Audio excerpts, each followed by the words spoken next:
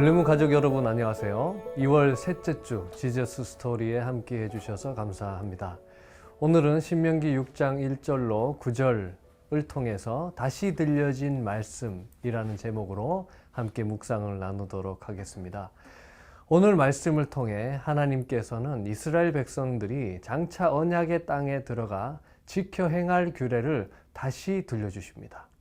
언약 백성으로서 여호와를 온전히 사랑하고 그분 말씀에 귀를 기울이고 그 말씀을 항상 곁에 두고 묵상하고 지켜 행해야 한다는 것이죠. 그리고 그러면 그 백성들이 그 땅에서 복을 누리고 번성하게 될 것이다 말씀하고 계신 것입니다.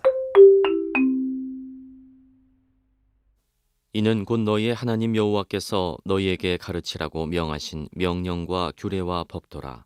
너희가 건너가서 차지할 땅에서 행할 것이니 곧 너와 내 아들과 내 손자들이 평생에 내 하나님 여호와를 경유하며 내가 너희에게 명한 그 모든 규례와 명령을 지키게 하기 위한 것이며 또 내 나를 장구하게 하기 위한 것이라.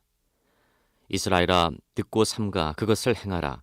그리하면 내가 복을 받고 내 조상들의 하나님 여호와께서 내게 허락하심 같이 젖과 꿀이 흐르는 땅에서 내가 크게 번성하리라. 이스라엘아, 들으라. 우리 하나님 여호와는 오직 유일한 여호와이시니 너는 마음을 다하고 뜻을 다하고 힘을 다하여 내 하나님 여호와를 사랑하라.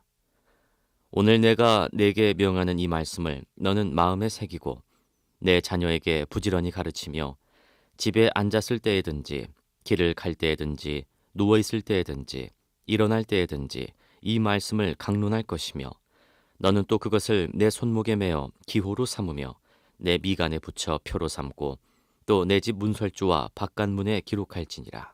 여호와의 계명을 지키면 언약의 땅에서 생명의 복을 누릴 것입니다. 광야 백성이 받은 명령과 규례는 어디에서 행해야 할 말씀입니까? 1절 말씀을 보시면 이는 곧 너희의 하나님 여호와께서 너희에게 가르치라고 명하신 명령과 규례와 법도라. 너희가 건너가서 차지할 땅에서 행할 것이니. 그러니까 광야 백성들이 이제는 약속의 땅에 들어가서 실천해야 하는 말씀들이라고 하는 것이죠. 신명기 5장과 10장 사이에는 두 번의 십계명 수여 장면, 그러니까 하나님께서 십계명을 주시는 이야기가 두 번 등장하는데요. 신명기 5장에서 첫 번째 십계명 수여가 이루어지고 10장에서 두 번째 십계명 수여 장면이 나오는 것을 우리가 볼 수 있습니다.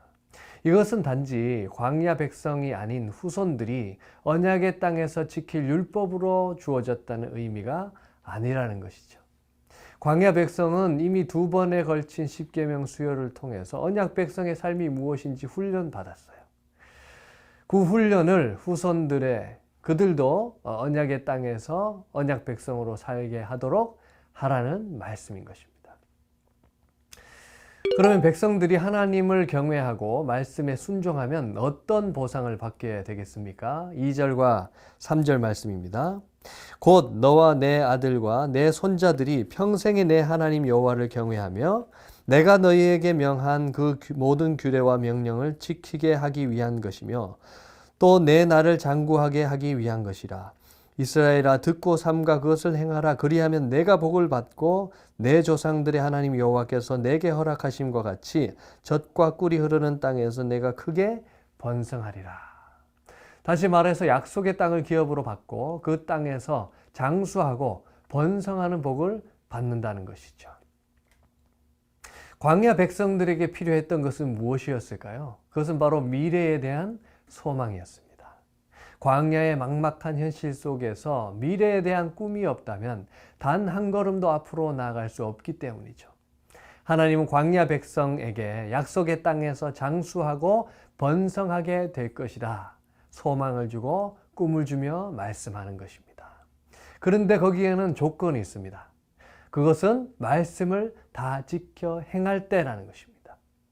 장수하고 번성하는 것은 하나님을 신뢰하는 백성이 약속의 땅에서 생명의 풍성함과 자유와 평화, 안식을 누리게 된다는 것을 의미하는 것이죠.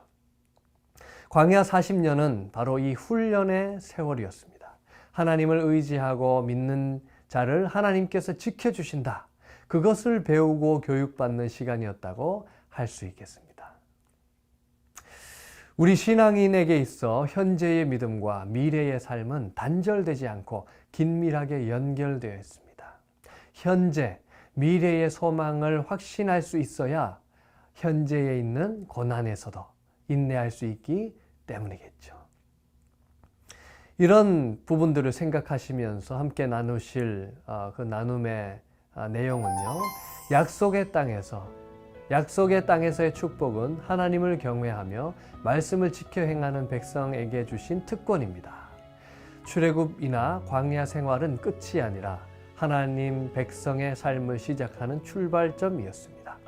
하나님의 자녀가 된 이후 나의 삶이 어떻게 바뀌었는지 서로 나누어 보시면 좋겠습니다. 이어서 이스라엘 백성이 평생 듣고 기억해야 할 말씀을 오늘 말씀은 전달해 주고 있습니다.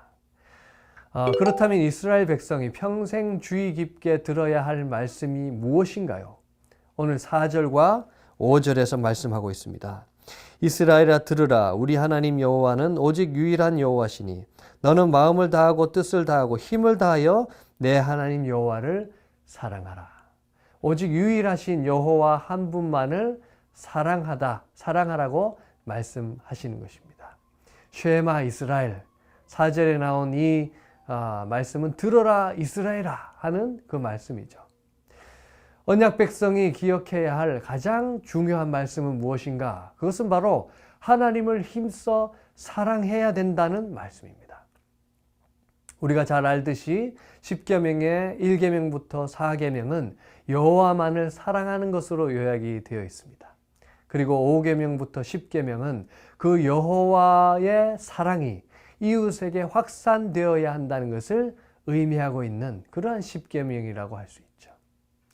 그러므로 율법의 말씀을 마음에 새기고 순종하며 산다는 것은 여호와를 사랑하며 사는 것을 의미하고 있는 것입니다. 말씀 순종의 첫 단계는 여호와를 경외하고 사랑하는 데서부터 시작된다는 것이죠.